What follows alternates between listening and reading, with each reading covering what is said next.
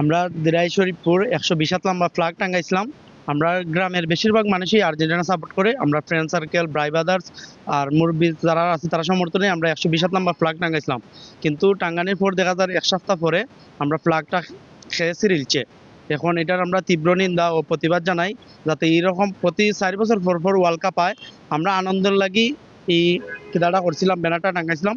আমরা শকত আমরা যে বাজার আঘাত করছে তারা আমরা তীব্র নিন্দা ও প্রতিবাদ জানাই।